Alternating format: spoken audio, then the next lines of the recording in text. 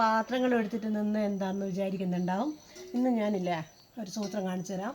സൂത്രം എന്ന് പറയുമ്പോൾ ചിലരിപ്പോൾ നമ്മൾ പാത്രങ്ങൾ ഗ്യാസിൻ്റെ മുകളിൽ വെച്ച് കഴിഞ്ഞാൽ അടി എപ്പോൾ ഇങ്ങനെ ഈ കറുത്തതായിട്ട് വരും, കറുപ്പ് കരി പിടിക്കും.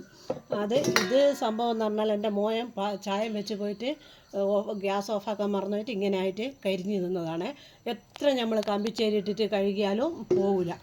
നമുക്കിങ്ങനെ ഇത് കാണുമ്പോൾ നമുക്കൊരു ഏലിടാം. അപ്പോൾ പാത്രം ഇട്ട് കരിഞ്ഞ പോലെ കാണുമ്പോൾ അത് പോകാൻ വേണ്ടിയിട്ട് ഞാനൊരു സൂത്രം കാണിച്ചു തരാം.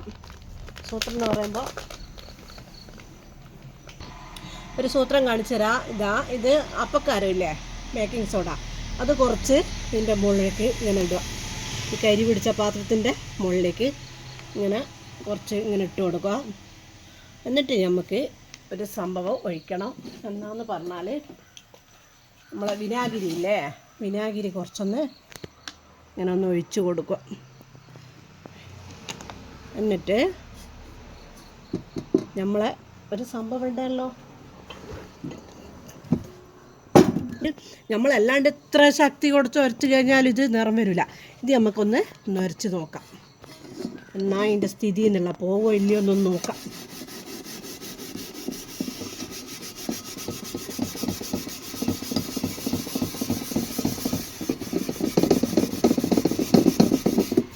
അധികം ശക്തി കൊടുത്തൊന്നും ഉരക്കണ്ട കേട്ടോ. മറ്റേ വിമ്പാറെല്ലാം വെച്ചിട്ട് നമ്മളിങ്ങനെ അധികം ഉരച്ചിതാക്കൂലേ, അതുപോലെയൊന്നും ഇത് ഇങ്ങനെ ഉരക്കേണ്ട ആവശ്യമില്ല. അപ്പം നമുക്ക് പാത്രം ഒന്ന് കഴുകി നോക്കാം. ഞാനിത് ഉരച്ച് ഇതാക്കിയിട്ടുണ്ട്.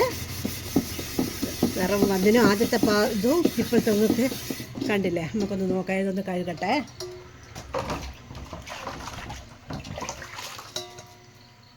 തെണ്ടടേ, പുതിയ പാത്രം പോലെ ആയില്ലേ.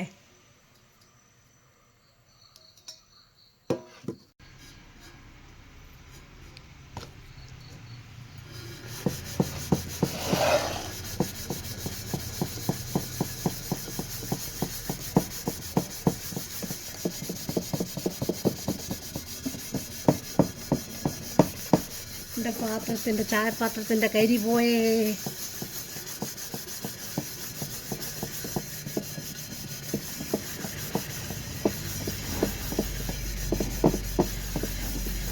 ഈ ട്രിക്ക് എല്ലാവരും ഒന്ന് നോക്കണേ. എന്താ വെച്ചാൽ നമ്മൾ കരി പിടിച്ച് മാറ്റി വെച്ച സംഭവമല്ല ഉണ്ടാവും. അതെല്ലാം ഒന്ന് ചെയ്ത് നോക്കട്ടെ. ഒന്ന് കഴുകിയിട്ട് കാണിച്ചു തരാം.